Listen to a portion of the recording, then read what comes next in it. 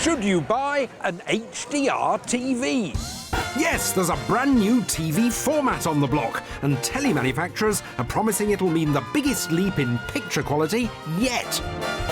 Using this colourful bunch as my guinea pigs, I'm going to conduct a very thorough test to find out if we should all upgrade. But first, what is HDR?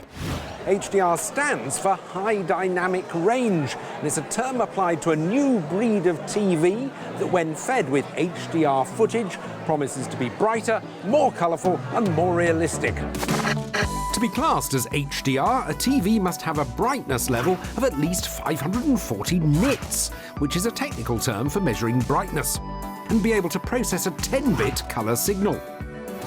For comparison, normal HD tellies generally have a brightness level of around 400 nits and only process an 8-bit colour signal. My plan was to film a sequence of colourful comic book fans. Very good.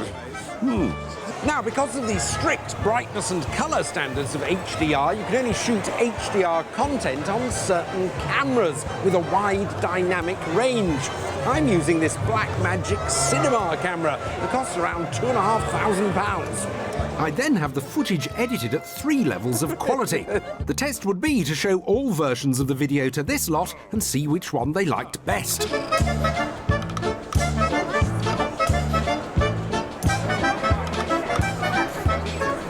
I get a picture with you? Yes. This is Gadget show editor Lee, who's been tasked with editing my footage, and he's had to learn some new tricks. For years, TV shows have been edited to meet a certain set of standards regarding brightness and colour. Without going into too much detail, HDR footage is edited to a much higher standard that requires new editing software and hardware.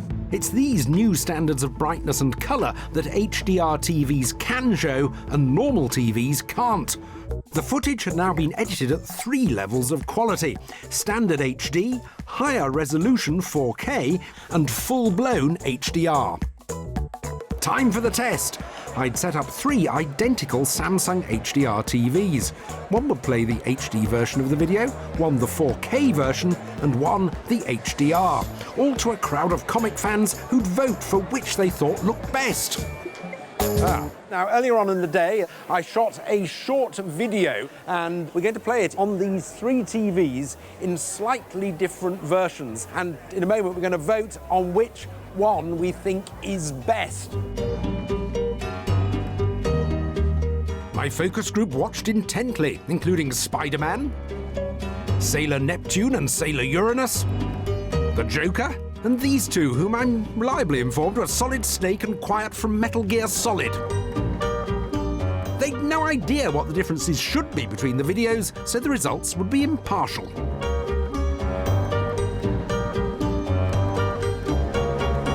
Jolly good. So, now who prefers TV 1? This was the HD video and received 19 votes. Who prefers TV 2?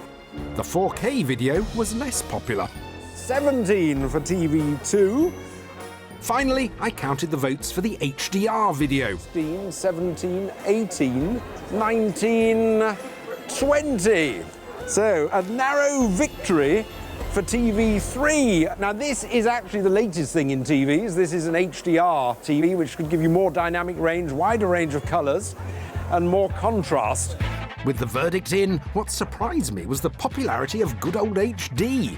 I actually thought the first one was best. Just like, because I thought it had more depth actually, and like I thought the colour was better. Some didn't like HDR's extra definition. The HDR I found a bit off-putting, because you could, I don't know, seeing everything in focus at once is a bit much to look at, I think. But by a tiny majority, HDR was the favourite. It seemed clearer and the colours seemed much better. Even though you're quite close to it, it doesn't look like it's full of speckles or full of pixels. So it just seemed a bit better, to be honest. While it's tricky to show you the difference, this will give you a good idea. Notice how Batman's manly stubble has more definition on the right, and also how really bright areas have more detail in HDR. A narrow victory for HDR then. I genuinely believe that HDR is a massive improvement on any TVs we've seen to date. So, should you buy an HDR TV? Yes! Oh!